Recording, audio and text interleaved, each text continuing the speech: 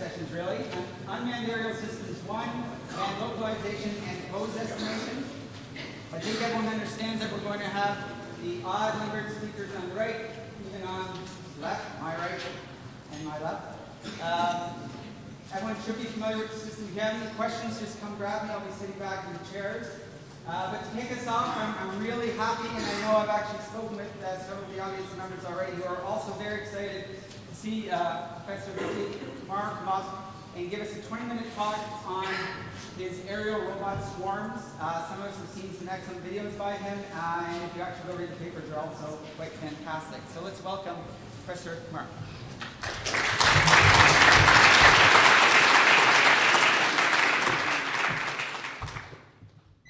Thank you very much, Chris. It's really an honor to be able to tell you about some of the work that my students and I have been doing in robotics, and just a privilege to give this keynote. Let me first start by motivating why swarms and what kinds of applications we might be able to use them in.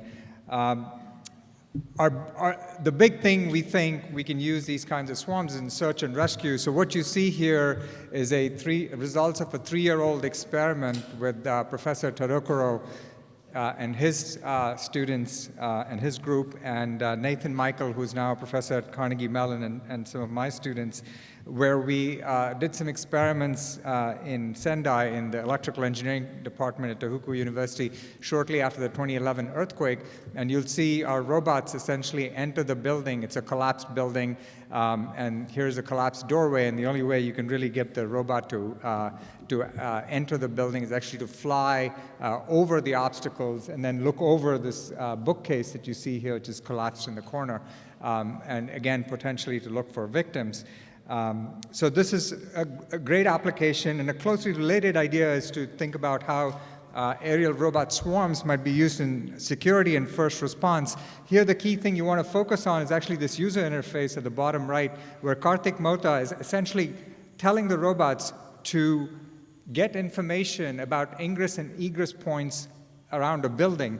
And this is what he's observing. The robots essentially decide who's going to take what position, and the task allocation and the trajectory planning happens autonomously. And again, you have to remember, all of this is actually being done by a single laptop and one student. The others help design the algorithms and the infrastructure around it. So you can imagine something like this being used for law enforcement.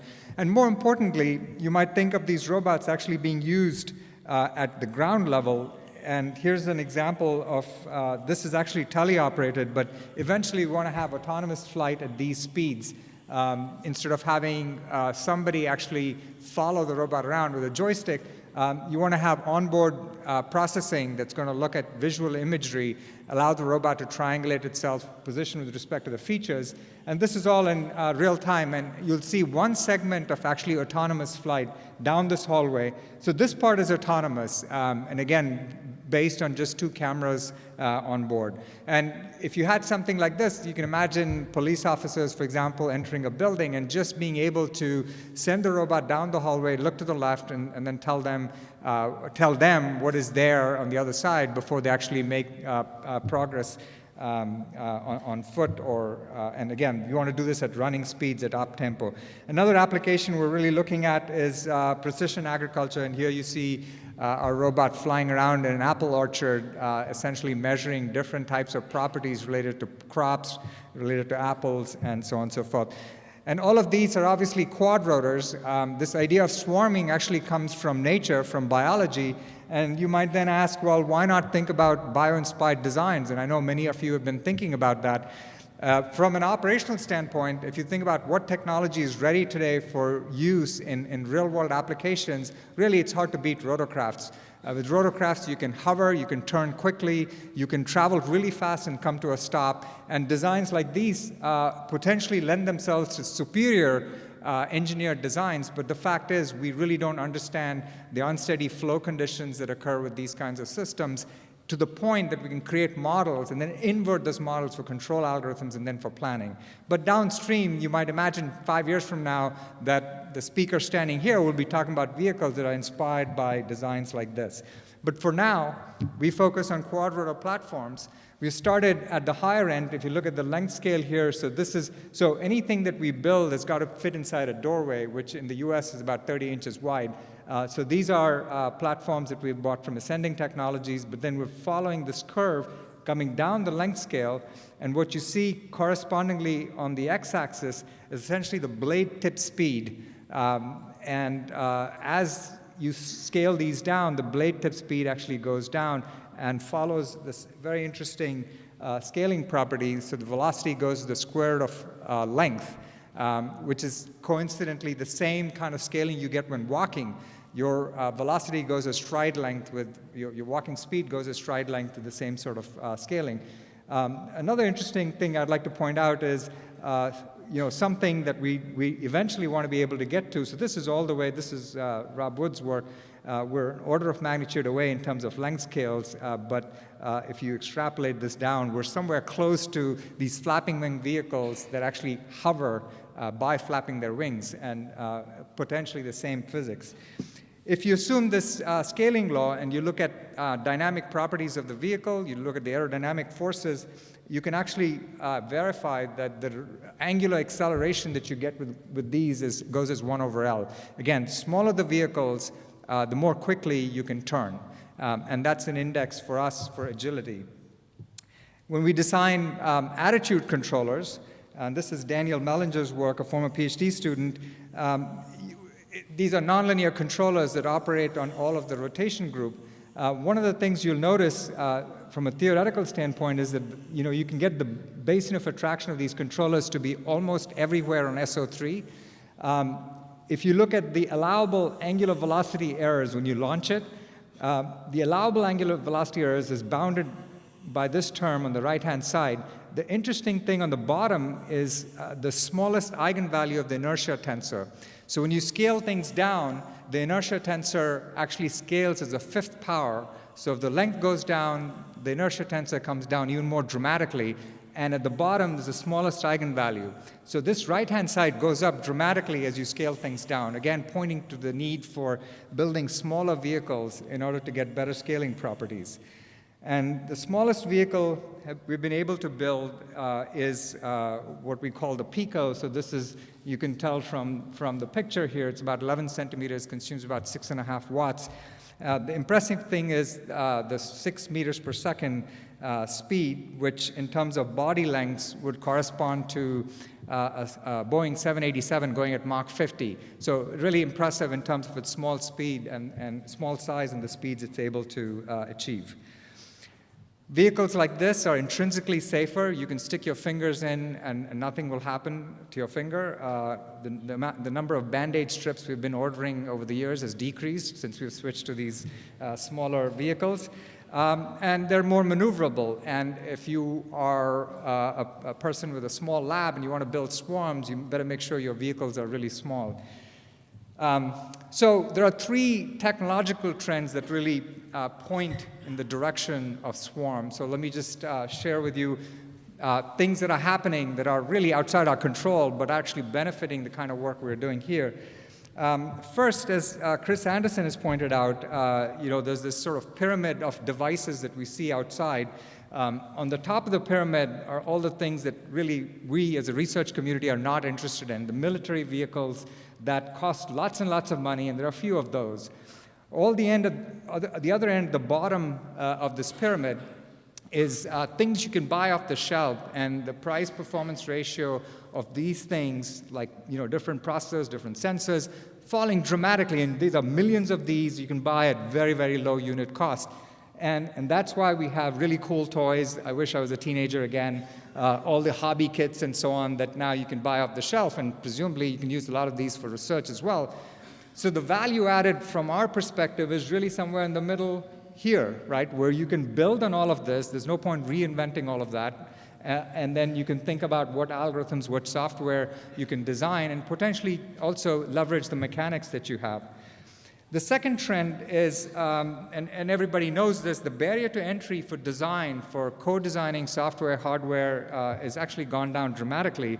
And this is an example of a modular design that we use in our smaller robots, where the hub essentially has the microcontroller, the IMU, and the radios, and the arms essentially have the motor drivers. And you can design this and build this if you have a fab shop. I mean, you can get something like this out in a couple of hours. And the third thing is that the consumer electronics industry and the robotics industry, I think, are coming together. So this is a smartphone. Arguably, it's not an off-the-shelf smartphone. It's the Google Tango phone. But the interesting thing about this is an off-the-shelf quadrotor, a phone that the Google Tango project produced.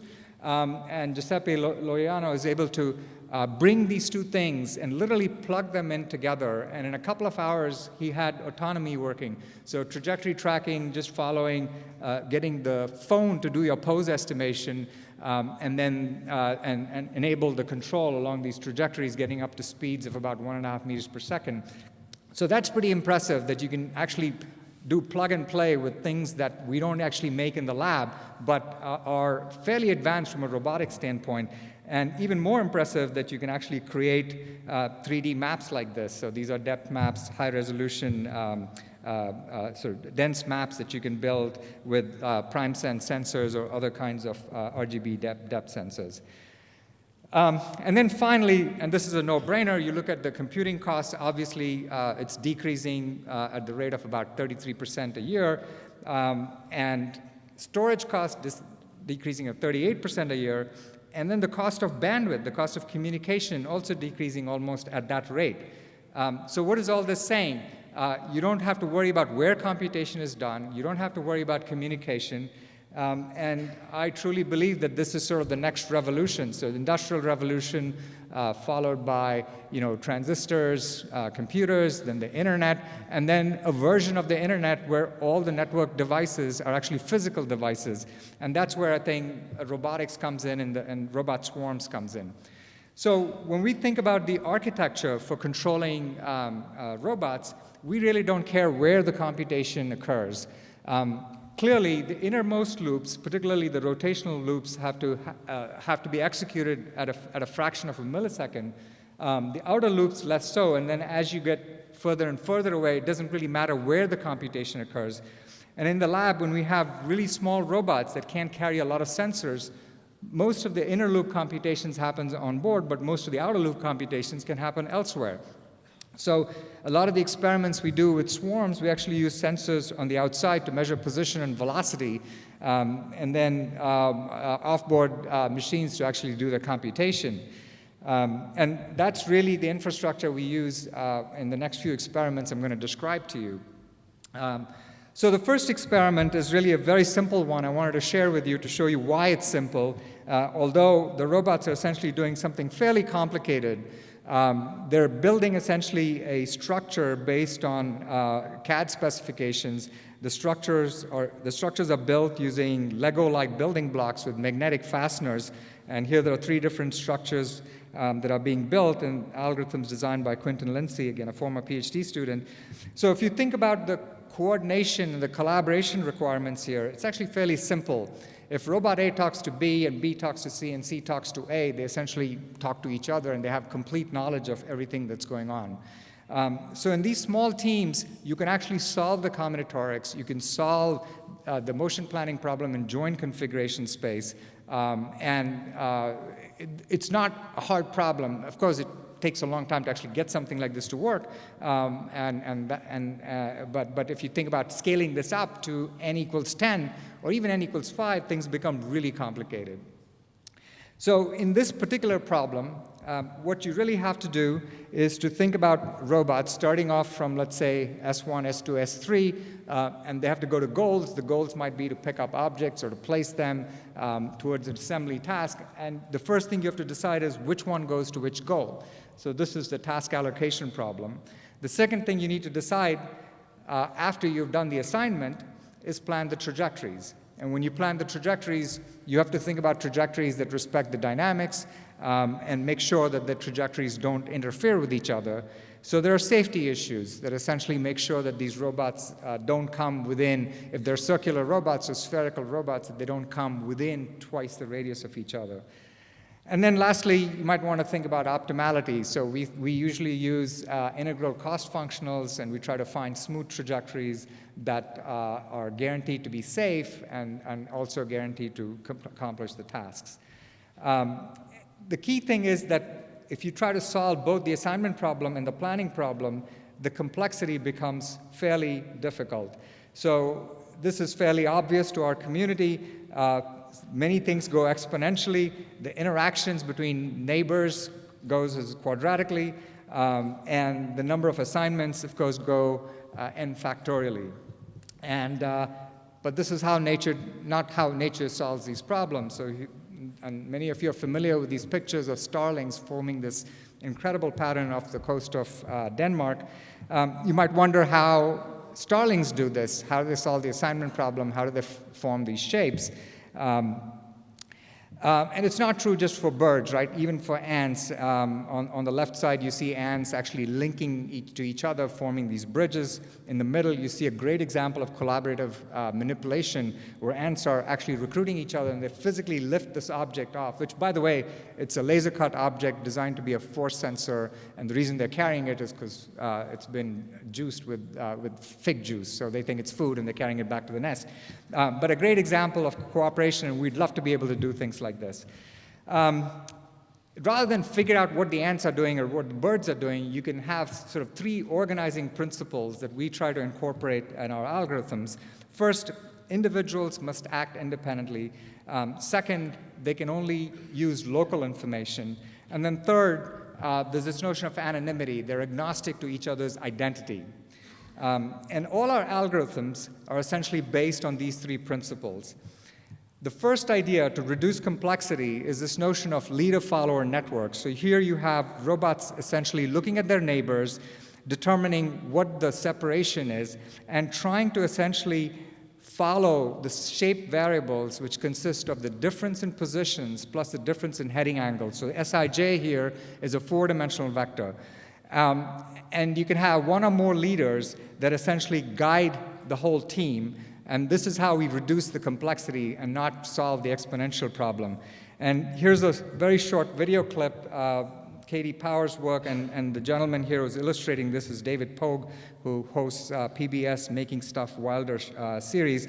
And this is just showing that the robots really don't care if it's David Pogue or if it's another robot, as long as they can see the robot and they know where the robot is by communication, then they can actually follow and they can maintain this very simple formation. And you'll see, there's a little bit of his theatrics, but essentially what he's doing is being able to guide the swarm. If we had a bigger lab, we could do this with 100 robots if we wanted to.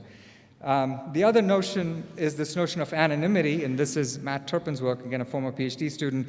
And here you see David Pogue introduce these robots into the team and then remove them, and the robots essentially recognize new team members coming into the formation in real time and being able to adapt to that. The key idea then is, can you actually use unlabeled robots in environments with obstacles? And this is what we call the concurrent assignment and the planning of trajectories problem. And again, remember, each of these things scales horribly. But Matt found this clever algorithm which essentially scales as the cube of the number of robots. And here's a video that kind of illustrates how these robots are essentially able to create any shape that's prescribed. It's mathematically defined, and then change the shape as a function of time. So they start off in a rectangle, they change to an ellipse, and then a circle, and now you'll see them flatten into a straight line and then back into the ellipse.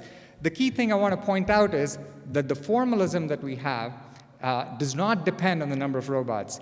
All Matt Turpin is doing is specifying the equation of the shape, the 3D shape, and how it changes as a function of time. And the robots essentially assume positions in this three-dimensional formation, and they determine who takes what position. And so technically, we could solve the stalling problem if we had this cloud infrastructure and if we had these assignment algorithms, although the stallings don't use that, but that's how we would solve it.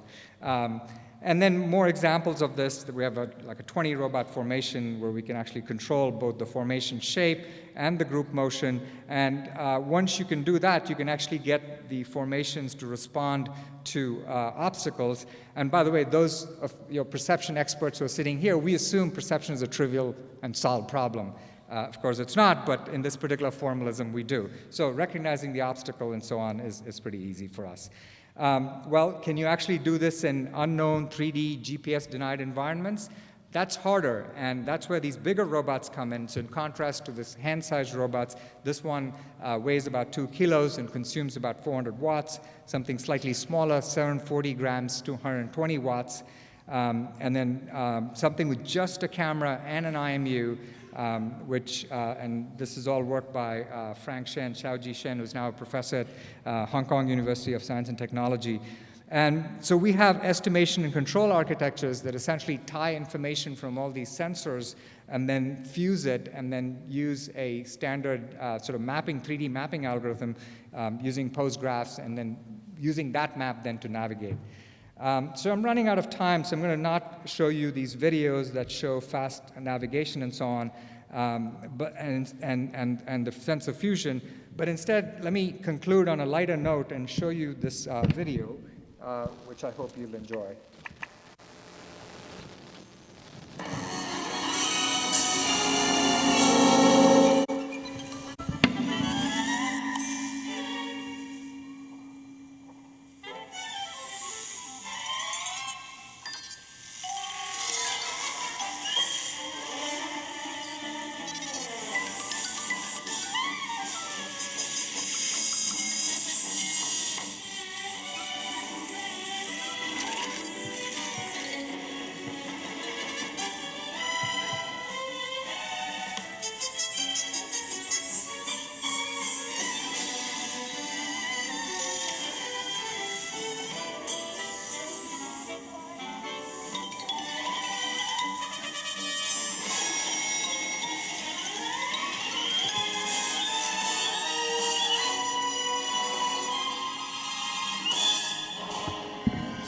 What it has to do with cars, I don't know, but anytime Lexus gets involved in quadrotors, it's a great thing for our field.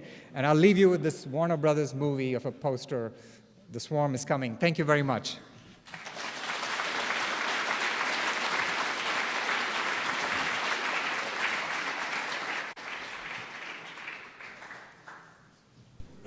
After this exciting presentation, it's difficult to be better, but anyway, in California University, that is university in the Emirates, we are trying to develop new systems and small systems like the one that Kumar showed to us.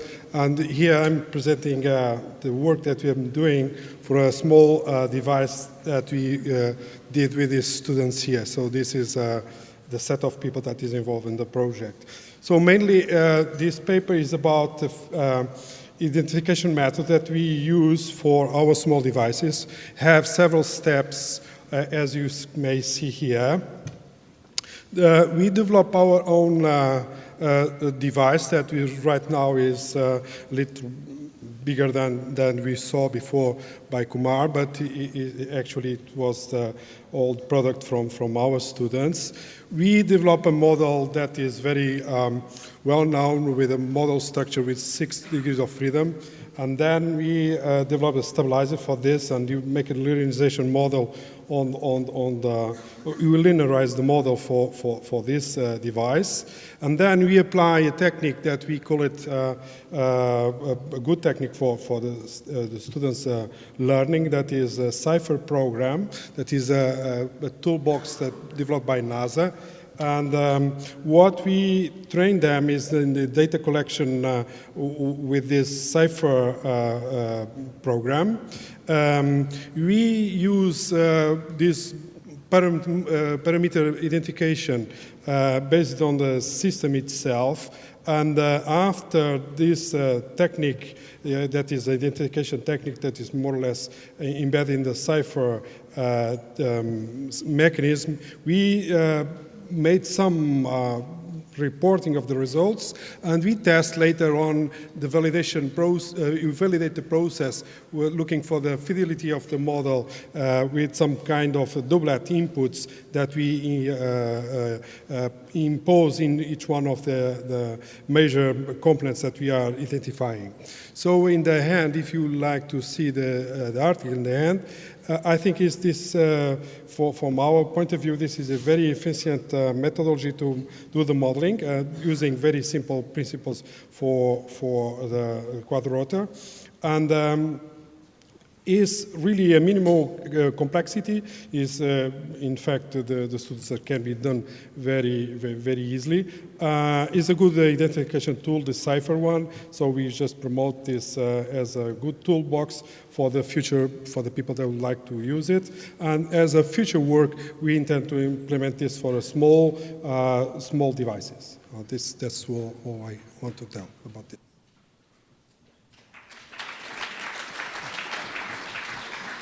Right, good afternoon, everyone. My name is Andrew Symington. I'm from University College London. And today I'm going to be presenting work that's been done in conjunction with several others in my lab. I took over from Renzo Donati a couple months ago. And I'm presenting a new quadrotor simulator, and particularly one for use in outdoor scenarios. I'm actually part of a complex research group, and we're looking to decompose big problems into smaller units and attack them with machine learning algorithms. And what I wanted to do is have a simulator that we could put in the hands of theorists so that they could play around with it, so that they could test their algorithms in a safe environment so that we didn't immediately deploy them on the actual platforms themselves. So this presentation is mainly going to cover the bits and pieces of the simulator and a little bit of detail, so that if you have any more questions about it or want to have a look at it yourself, we can talk afterwards in the interactive session. So, oh dear, I don't know what just happened there. Sorry about that. I think my button gave a bit of an issue. All right, so basically we've got a dynamic model in the simulator. It's for Aztec Pelican. It was learned on a Hummingbird platform through evolutionary programming, and we've got hand-tuned equations to get rid of the overfitted terms, and then we fitted the actual constant parameters in this model to a Pelican platform, and our simulator provides the ability to perturb the dynamic equations by a bit of white noise. We've also got environment models for wind and GPS. In particular, you can define a constant mean field and then calculate wind shear, which is obviously because of the surface friction of the Earth. We also have a pseudo-range-based model for GPS, so we can mimic time-correlated error, so i.e. the effects of the ionosphere, troposphere on your individual pseudo-ranges that ultimately affect your solution. We also have sensor models for inertial sensors, barometric pressure, and GPS receivers. In particular, we make use of the Ornstein-Uhlenbeck model, which is essentially a mean-reverting stochastic noise process. So that's kind of reflective of the way an orientation sensor would effectively integrate gyro measurements and periodically correct them back using magnetometer and accelerometer measurements. We also have smaller sensors like camera and plume sensors that you can use in your projects. Here's some quick example applications of what we've done with our simulator. It's all MATLAB-based, so it's quite easy for those who are used to MATLAB. It's search and rescue. We've done some SLAM stuff on it, also some motion blur and gas plume modeling. And finally, what I want to talk about is what's happening right now. We realized that we've had some constraints in a MATLAB environment, so we've shifted a lot of the models, the sensor models, the dynamic models, through to ROS and Gazebo, and I'm trying to work actively with others in the community to help formalize definitions for UAVs such that we can create high-level controllers that can interact with real platforms and simulated platforms in the same way. So thank you for listening, and that's it.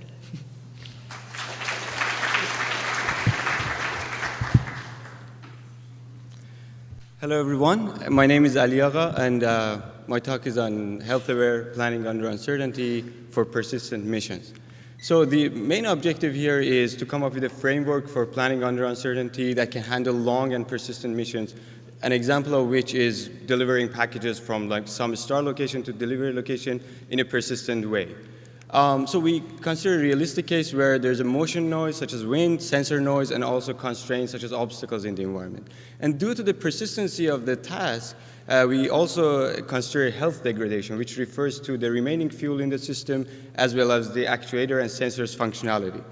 And we consider different locations in the environment as repair or recharge station where the system can recover its health or refuel in those locations. So in its most general form, this problem can theoretically be formulated as constrained partially observable Markov decision process, or POMDP problem.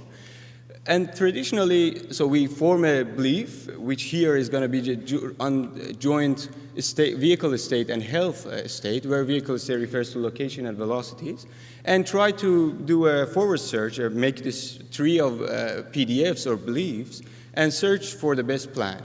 But the challenges with this traditional framework is that this tree usually exponentially grows with the number of available actions and the observations. And also incorporating obstacles, constraint due to this high number of edges is pretty challenging.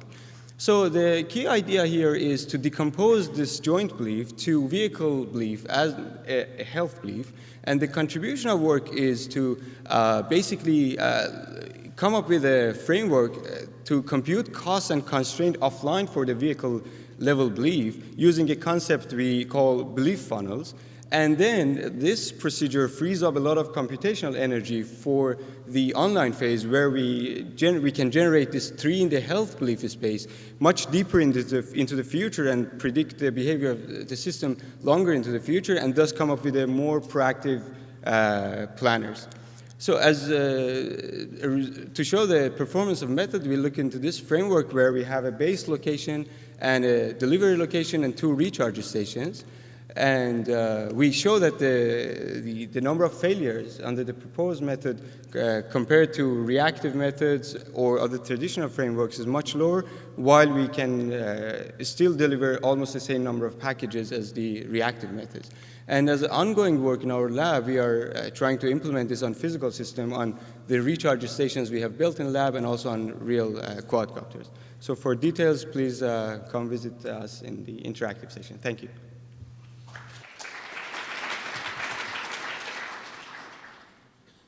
Hello, my name is Nick Ravish. I'm from the Harvard Microrobotics Lab. Today I'll present our work on a high-throughput study of flapping wing aerodynamics for biological and robotic applications. In the Harvard Microrobotics Lab, we're interested in using novel manufacturing techniques to make robots that are inspired by their biological counterparts. The Harvard RoboBee is a 80-milligram flying robot capable of stable flapping wing flight. And the robot is able to execute hovering and maneuvering flight. However, there's still limitations associated with this robot, specifically the need for offboard power and control. And so a major challenge in the advancement of the RoboBee and other microaerial vehicles will be to increase payload capacity for these small devices. One avenue for increasing lift performance would be through the modification of wing geometry. And for example, we note that there's a great diversity of wing shapes that exist in the biological world. However, the fluid mechanics of flapping wing flight are still relatively lacking, and so wing design requires rigorous experimentation to find wings that will increase performance. To measure aerodynamic effects on wings of varied shapes, we wanted to develop in this paper a turnkey experiment in which we can modify wing shape systematically and perform large numbers of experiments to identify wings that will enhance lift performance. To this end, we parameterize wing shape using the sort of standard parameterization that exists in the literature. It's a 2-parameter parameterization of wing shape, which describes wings of all sorts of different shapes that are also observed in the biological literature as well. And through our approach, we're able to in an automated fashion, generate large numbers of wings, tens to hundreds, through basically pushing a button and telling it to generate a range of wings with this different parameter variation. We laser micromachine the wings using out of carbon and polyester, and we manufacture these wings and then test them in a 2-degree of freedom force measurement device. So we attach wings to our piezoelectric wing driver, and we drive them at frequencies and amplitudes which are relevant to the RoboBee wing beat frequencies and amplitudes. We seed the air with oil droplets, and we attach the wing driver to a force sensor, so we measure force and fluid flow concurrently across a number of different wings. So this allows us to track kinematics, fluid flow, in addition to the force and control that we're applying. And here's an example of one video of fluid flow from a wing that's being driven at 120 hertz. And you can see that through the illumination of this laser sheet, or the intersection of this laser sheet with the wing, we're able to track the wing kinematics with high fidelity. And putting this through particle image velocimetry, we can track the fluid flow associated with this wing. So integrating all of these things together, we now have a sort of multimodal measurement of wing performance, which is based on the kinematics of the wing, the fluid mechanics of the wing, and the force transmitted to the force sensor. And so with all of these measurements being embedded in the experimental loop, we can then do optimization studies on wings of varied shape to look for specific operating points for wings of different shape. With that, I thank you.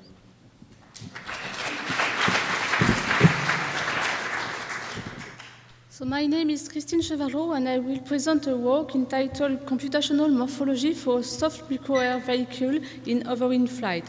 This work has been done with Vincent Lebastard and Frédéric Boyer in IRSIN, Nantes, France. So we studied a bio and spar system, which is composed of a solid thorax with two soft wings. So the wings are actuated in a flapping motion, but the twisting is studied via passive joint represented by spring. We use 1 to 5 spring.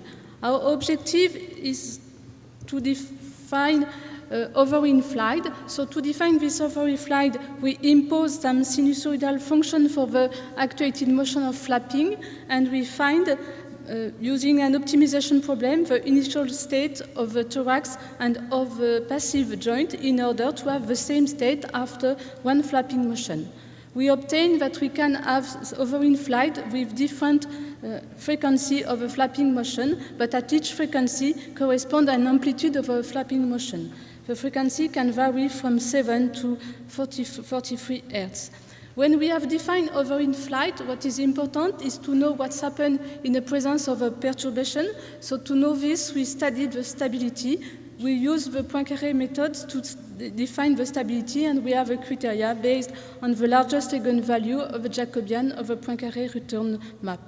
Our first design of a MAV is not stable because we have one eigenvalue which is more than 1. And so if we want to have overwind flight, we need to develop a control. So our objective is to modify and to study the effect of a modification of a morphology in order to avoid to have this high-level control. So we have studied the influence of a morphology via the position of a wing along the body, the stiffness, and the size of a wing.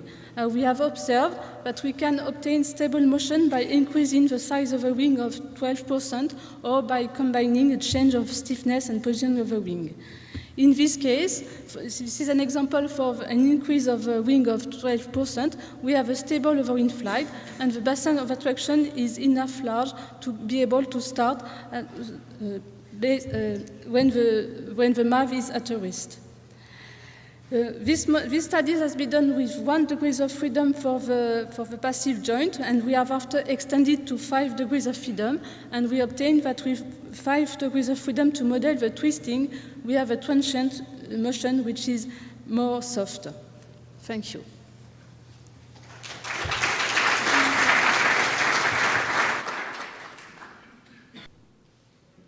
Good afternoon. My name is Christopher Cropella, and I'm a former PhD student from Drexel University. I would like to acknowledge my collaborators, Matko Orsog from the University of Zagreb, and my advisor, Dr. Paul Lowe, and welcome to my talk on valve turning using an aerial manipulator.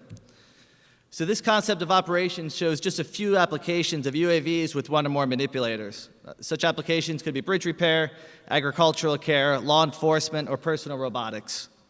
While most UAVs typically try to avoid the ground, an aerial manipulator paradigm involves operations in near-Earth, cluttered environments with close proximity to humans. We envision aerial manipulators performing the same functions as ground robots, but with the advantage of speed, mobility, and operating in a 3-dimensional workspace. An aerial manipulator could quickly move into a hazardous area such as a Fukushima nuclear plant and perform such operations as flipping a switch, turning a valve, or opening a door. Here's a pictorial view of classical controls experiments that involve extended environmental coupling, which provide the basis of this research. The goal is to perform these tasks using an aerial manipulator with appropriate control performance and stability. We classify valve turning as strong coupling, where the aerial manipulator maintains contact with the environment for seconds or tens of seconds. Valves are found everywhere and have consistent properties such as color, and handwheels are almost always circular with intersecting spokes. The aircraft arm model for valve turning incorporates the center of mass and moment of inertia calculations. The inertia tensor for each arm is calculated using a transform of the moment of inertia to the geometric center of the system. A valve detection begins with the standard 2D ellipse quadratic equation. An oblique elliptical cone matrix equation is then generated based on the camera reference frame. Step responses were analyzed with the system free-flying and during the valve turning experiment. Valve friction was very low for these experiments, and in the step response, the degrees of freedom of the actual air vehicle are used to turn the valve. So this video shows a test during the valve turning task. While hovering above the valve and after alignment, the system lowers itself and then grabs onto the valve. And then using the yaw motion of the vehicle, the valve is turned. Detection, approach, grasp, and turning is all done autonomously. And I look forward to talking with you tomorrow in the interactive session, and thank you for your interest.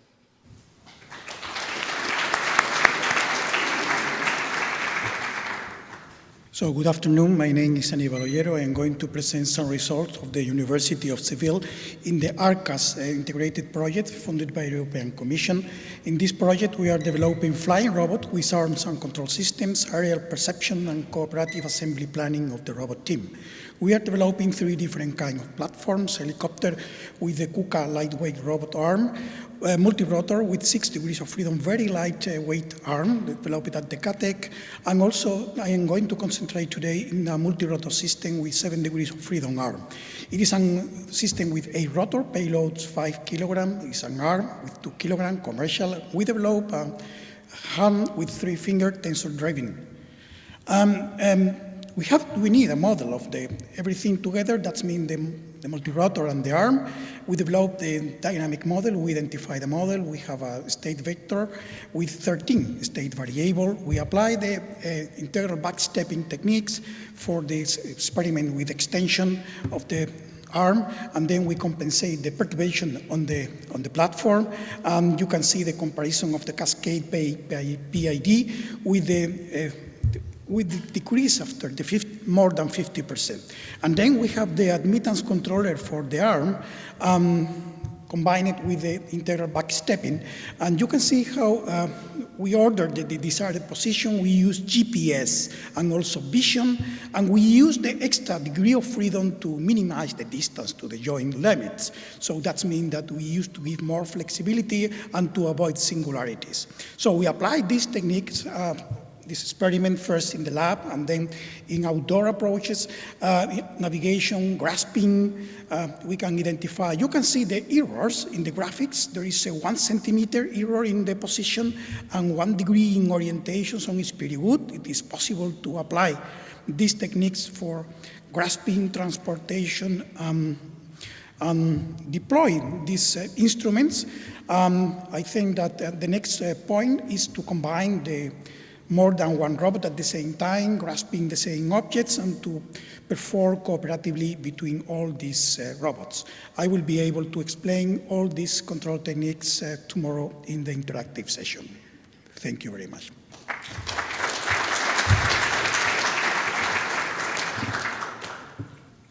Okay, finally. Hi, my name is Corey Montella. I am a researcher at Lehigh University. I did this work with Professor John Splutzer entitled Reinforcement Learning for Dynamic Soaring in Shear Winds. So dynamic soaring, if you don't know, is an aerobatic maneuver whereby horizontal wind that varies in strength or direction is used to support flight.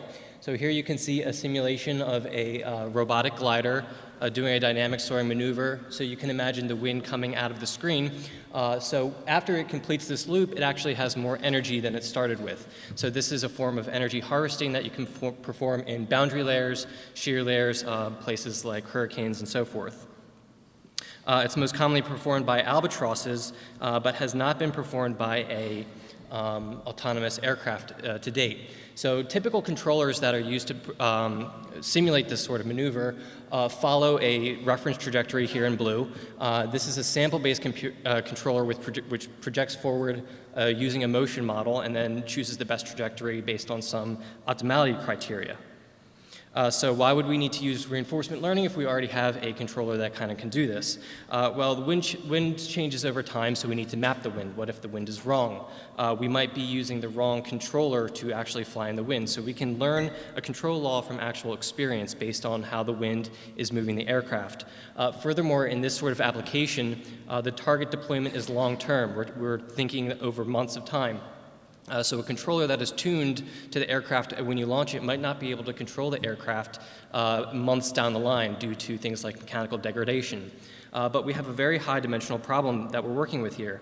So the method that we use to actually train the reinforcement learner is two-phase. So phase one, use the conventional controller to teach the reinforcement learning algorithm, which passively sits in the background and watches the dynamic soaring maneuver occur and scores it based on an objective function. In the second phase, the teacher is set to the side and the reinforcement learning controller takes over. So it's allowed to actually control the aircraft and improve upon what the teacher was able to demonstrate. In our simulated experiments, on the left-hand side, you can see the sample-based controller, how much energy it gains over 10 cycles, and then we let the learning controller actually take over and start learning itself. It performs poorly at first, but then after a number of trials, it's able to outperform the teaching controller.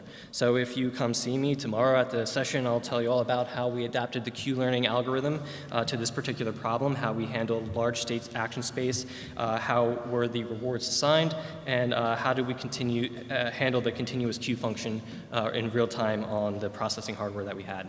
Thank you.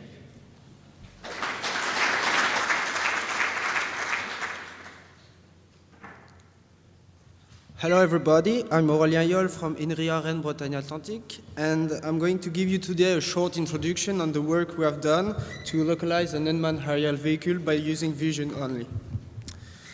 So the main problems with GPS or even EMU GPS localization are, first, we can have lack of precision and also some signal interferences that can disturb the localization estimation.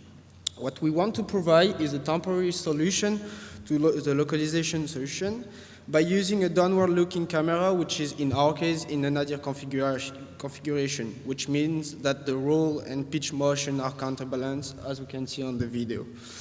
Then the localization is done via an image-based registration, where the drift effects that are a common issue with those techniques are removed by using a georeference mosaic. When you have a georeference mosaic, you can perfectly localize every images of this mosaic, which means that to localize the UAV, what we have to do is to find the position of the camera with respect to a closed georeference view. In an image registration problem, it means that we have to find the camera motion or the transformation between both views.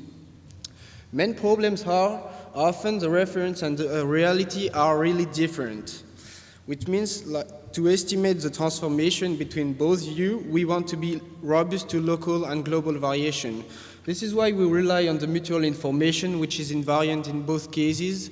I mean, when illumination is changing or the scene is modified. Then the next step is to select the adapted warp.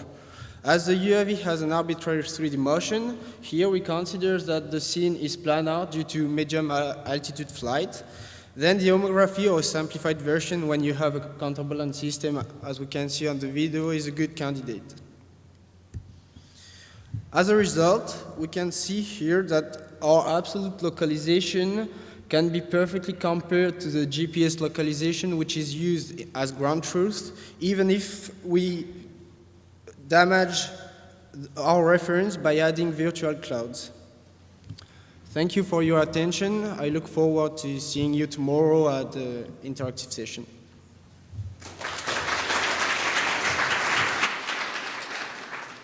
Okay, finally. Good afternoon, everyone. My name is Abid Nehun. I am from Saxion University of Applied Science from the Netherlands. Today I'm going to talk about variable impedance controller for aerial interaction.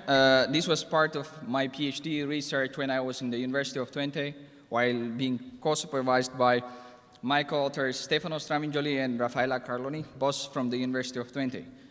The main motivation behind this work is that currently there have been increased interest in using aerial robots for various civilian applications that involve interactive and also free flight tasks. For example, spraying paint while sliding on a surface, a vertical surface, or interacting with an environment using a robotic manipulator appended on an unmanned aerial vehicle. This kind of application require different impedance behavior in order to achieve desired level of task performance. Some of them actually even require regulation of interaction forces.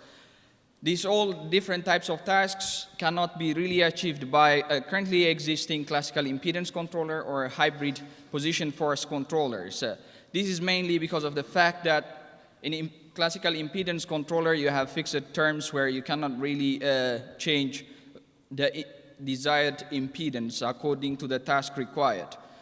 So on the other hand, these classical impedance controller do not really possess intrinsically the capability of regulating time-varying interaction forces.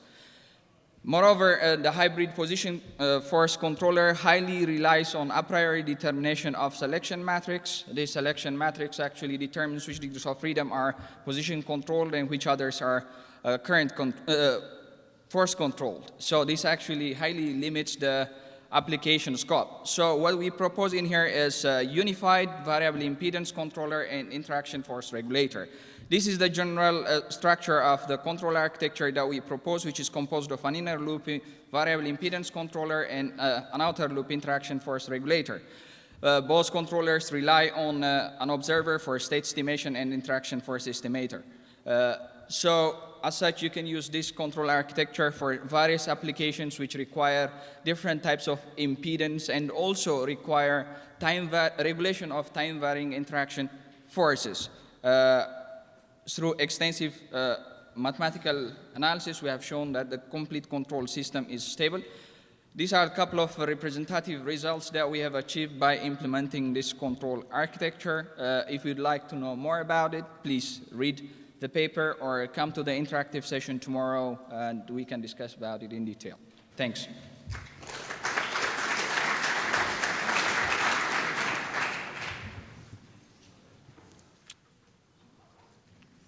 Hello, my name is Isaac Nevlin. I'm from the Northwestern Neuroscience and Robotics Lab. And today I'm going to talk to you about object tracking using an information map. Now, what we're studying here is how we want to move our sensor in order to be able to track and estimate object location. So here's just an example of, as the object flies by this mobile sensor, this is what the measurement model could be. Now, the object is right in the center of where the sensor is. We get the maximum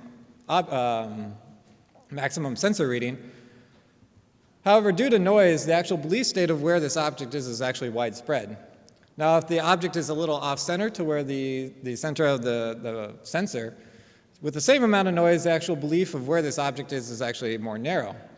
For this reason, the information is actually maximal where the measurement model changes more quickly with position, and minimum where it doesn't change as quickly. However, there's this additional problem where with a single measurement, there could be a belief space of the object being on either the left or the right side. And so how do we want to move our sensor in order to gain information and use this information map? And so the first thing we tried was just maximizing the expected information. And so here we're trying to track an object that's oscillating back and forth in black. And this is what the sensor does while it tries to maximize expected information. And the actual estimate actually oscillates back and forth between these two object estimates due to this bimodal distribution in the belief space. And so let's go back to this. So it could be either on the left or the right, and that's what we were running into with trying to maximize the expected information. However, just by moving slightly to the right, we can maintain the correct object location on the left and disregard the location on the right. So how better to move through this information map? Well, we decided to use a time-discounted information map where we want to explore new areas of information by discounting where we've previously been. So in this case, the robot had been on the right, so we discount the information map.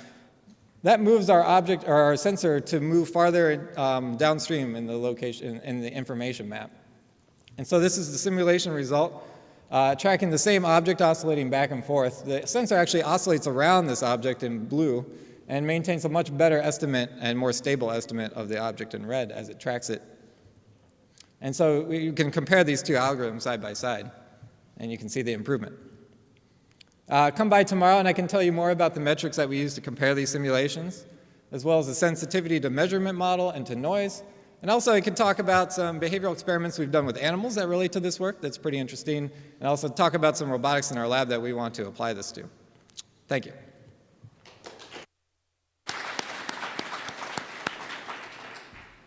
Hello, everyone. Today I'm going to introduce our news work on topometric visual localization.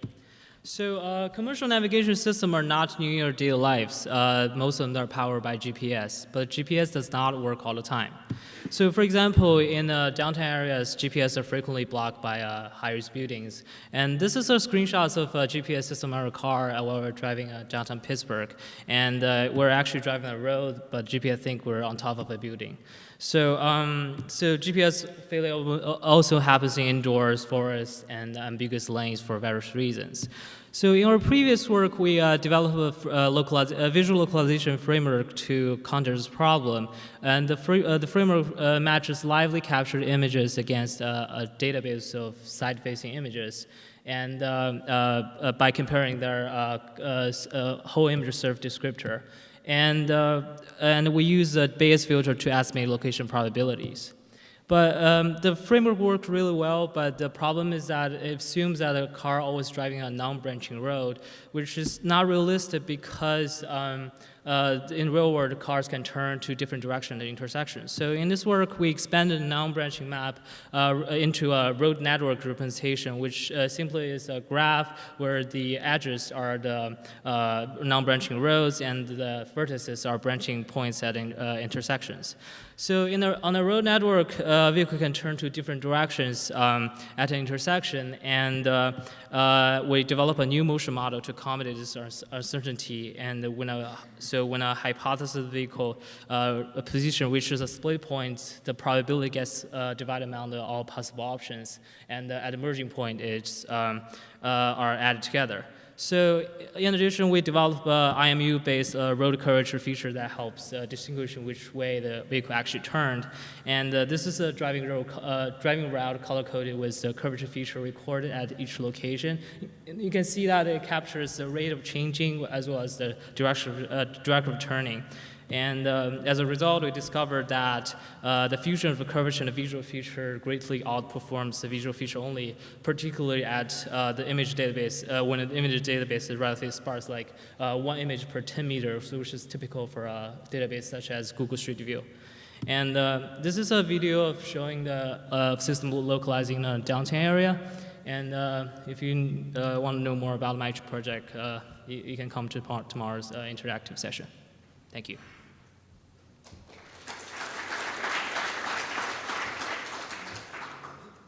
Hello everyone, my name is Masao Saida from Tohoku University in Japan.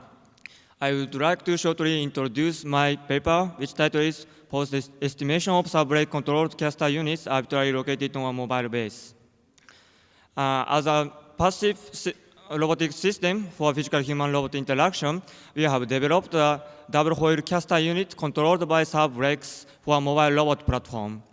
By appropriately controlling the sub-brakes, the robot realize the several functions such as path tracking and gravity compensation on a slope as shown in these movies without requiring the sub-motors. In this concept, caster units are arbitrarily located on a moving base. Therefore, we can select the number and positions of casters most appropriate to the weight or shape of the object.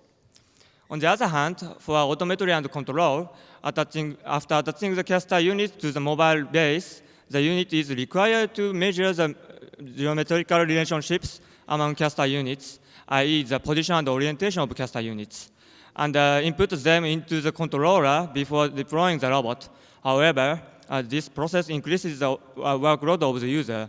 So in this paper, we propose a method to estimate the geometrical relationships among caster units only from the velocity information of each caster unit. Since encoders in the proposed caster unit are attached to wheel shafts and pivot shafts, the individual velocities can be determined. However, since the velocity information includes noise and are not linearly related among caster units, so the velocity relationships are not directly calculable. So instead, they are recursively estimated using the extended Kalman filter, accounting for nonlinearity and noise. In addition, in state estimation problems, the estimation performance depends on the quality of input signals.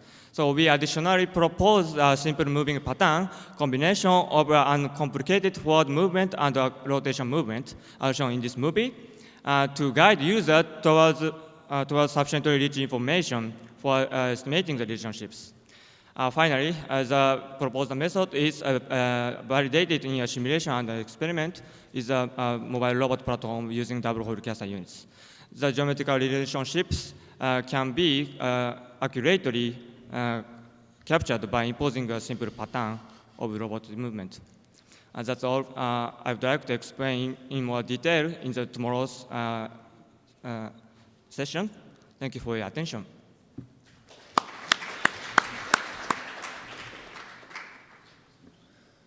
So, good afternoon, everybody. My name is Dian Mogerink.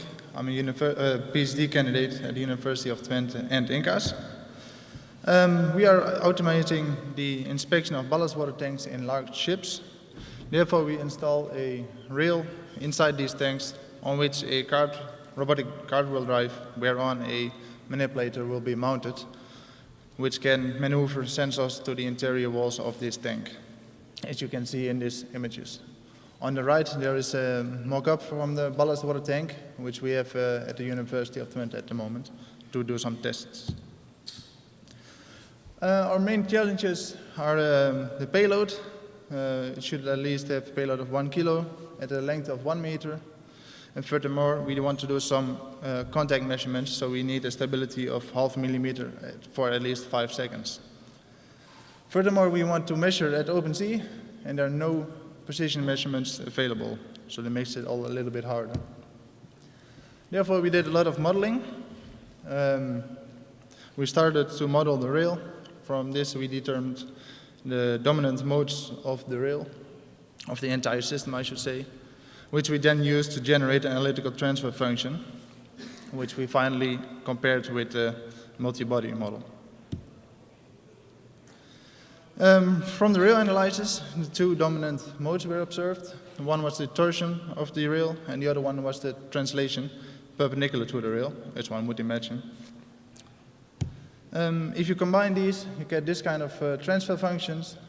And again, these omegas are resonance frequency, but all these are also in analytical form available from this rail analysis. In this figure, you see the frequency response of the system for 3 different materials, for aluminum rail, PVC, and PE. Again, the dominant modes are clearly visible over here, as well as some higher order modes at high frequencies. The table shows a comparison between the analytical model and the multi-body model we made. So our relative simple analytic model proved to be accurate in comparison to more elaborate models.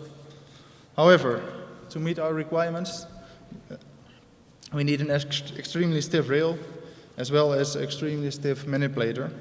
Therefore, we thought, hey, we need some different design methods for the arm. So if you want to know more about our modeling or about the new design we have, you're more than welcome to come to the interactive sessions tomorrow. Thank you for your attention.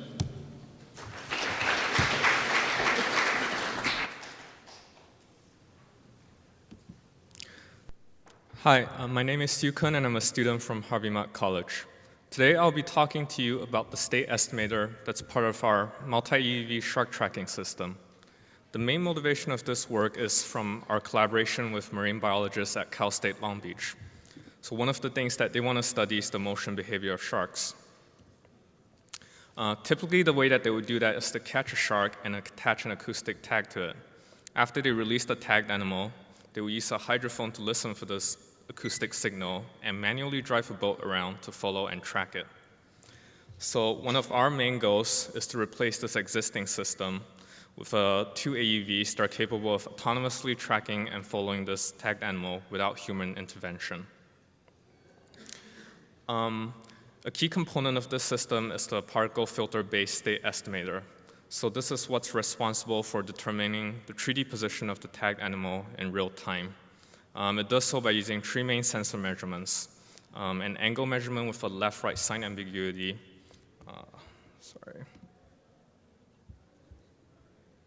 a range measurement, and a depth measurement. So one of the first tests that we did to test our system was to tag a boat out in the ocean and have our AUVs track and localize it. So shown here is the results from one of such tracks. You can see that the AUVs are localizing the boat, shown by the green dot, and the estimated positions are shown by the red particles. Another thing that I would like to highlight in our state estimator is the motion model. So that's what's used in the prediction step to propagate the particles. We're using what's called a hybrid motion model that's a combination of Brownian motion and Levy flight. So one of its main strengths is that it does well for both static targets and moving targets. It can also increase the robustness of localization. So in the cases of particle deprivation, that usually happens when we drop sensor measurements, the hybrid motion model can recover pretty fast. And we tested the system, of course, on a real shark too. So here, we're attaching a tag to the dorsal fin of a shark that we caught. And shown here is data from one of such shark tracks. You can see the AUV shown by the blue arrow circling around the location of the shark, and the estimated locations given by that cloud of red particles. Thank you for listening, and I look forward to talking to you more about our work at the interactive session.